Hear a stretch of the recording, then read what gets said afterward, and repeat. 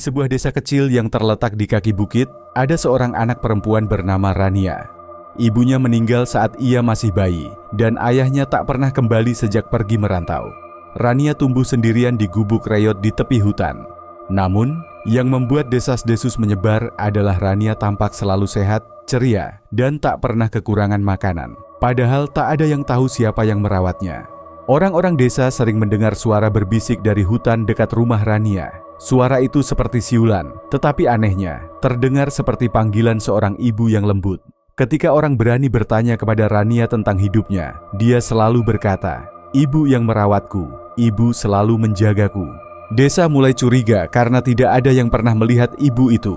Suatu malam, seorang pemuda bernama Danu memutuskan menyelidiki.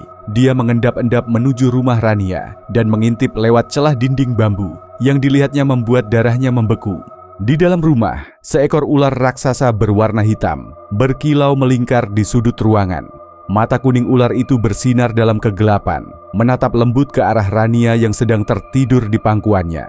Ular itu menggerakkan ekornya perlahan, menyelimuti Rania seperti selimut. Tak hanya itu, ular itu mendesis pelan, seolah-olah sedang menyanyikan lagu Nina Bobo. Danu berlari pulang dengan ketakutan. Kabar itu segera menyebar ke seluruh desa, membuat warga resah. Beberapa orang mengatakan ular itu adalah roh pelindung, sementara yang lain yakin itu jelmaan setan.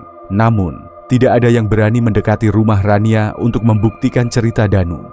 Suatu hari, seorang dukun desa memutuskan untuk menyelamatkan Rania. Bersama beberapa pemuda, mereka pergi ke rumah itu dengan membawa obor dan mantra. Tapi begitu mereka mendekati rumah, suara desisan keras menggema dari hutan. Ular raksasa itu muncul, tubuhnya menjulang setinggi pohon, matanya berkilat marah. Tanpa menyerang, ular itu melingkarkan tubuhnya di sekitar rumah, melindungi Rania yang menangis ketakutan di dalam. "Ibu!" teriak Rania, memeluk kepala ular itu. Dukun mencoba membaca mantra, tetapi tubuhnya tiba-tiba membeku. Suara lirih tapi tajam terdengar di telinganya. "Dia anakku. Pergilah, atau kalian akan menyesal." Setelah malam itu, tak ada yang berani mendekati rumah Rania lagi. Namun, suatu hari, Rania dan ular itu menghilang tanpa jejak. Gubuk tempat tinggal mereka ditinggalkan begitu saja, tertutup lumut dan dedaunan.